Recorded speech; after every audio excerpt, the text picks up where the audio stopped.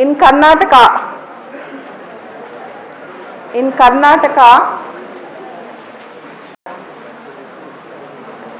Trust vote.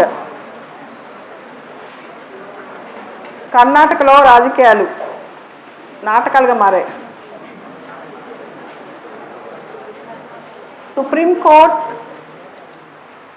ఏం చెప్పిందంటే resignation, disqualification ఇలాంటి అంశాల్లో స్పీకర్ డెసిషన్ తీసుకోవచ్చు. అయితే ఆ నిర్ణయాలు తర్వాత సుప్రీంకోర్టు ముందుకు వస్తాయి.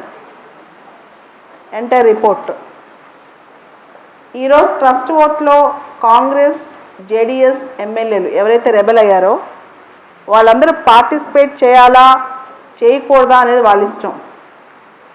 వాళ్ళ మీద బలవంతంగా రిజిగ్నేషన్ యాక్సెప్ట్ చేయలేదు, చేశామని రుద్దేసి వాళ్ళ మీద బలవంతంగా రుద్ది వాళ్ళని ఓట్లో పార్టిసిపేట్ చేయండి లేదా చేయొద్దని చెప్పే పరిస్థితి కాదు. ఏ రాజకీయ పార్టీలో అయినా ఎమ్మెల్యేగా, ఎంపీగా ఉన్నప్పుడు రిజైన్ చేసి బయటికి వెళ్ళే స్వేచ్ఛ అందరికీ ఉంటుంది. ఆ రిజిగ్నేషన్ కరెక్టా తప్ప, రిజిగ్నేషన్ ఎంత టైంలో యాక్సెప్ట్ చేయాలి, ఆ రిజిగ్నేషన్ ఏంటి అనే అంశాలు స్పీకర్ నిర్ణయం తీసుకుంటారు. ఈ లోపల వాళ్ళపైన ఫోర్స్ చేయొద్దు, ఎలాంటి కండిషన్స్ వాళ్ళ మీద పెట్టొద్దు. ఎవరైతే రెబెల్ ఎమ్మెల్యేస్ ఉన్నారో కాంగ్రెస్, జేడీఎస్కి సంబంధించి వాళ్ళపైన ఎలాంటి ఒత్తిడి తీసుకురావద్దు. ఇంతవరకు సుప్రీంకోర్టు కరెక్ట్గా చెప్పింది. అయితే తర్వాత స్పీకర్ తీసుకున్న నిర్ణయం పైన ఆ రిపోర్ట్ అనేది సుప్రీంకోర్టుకి వెళ్తుంది. సుప్రీంకోర్టు జోక్యం చేసుకుంటుందా, సుప్రీంకోర్టుకి జ్యూరిస్డిక్షన్ ఉందా అనేది మళ్ళీ సుప్రీంకోర్టే నిర్ణయించాలి. సుప్రీంకోర్టుకి జ్యూరిస్డిక్షన్ ఉందా, సుప్రీంకోర్టు జోక్యం చేసుకుంటుందా?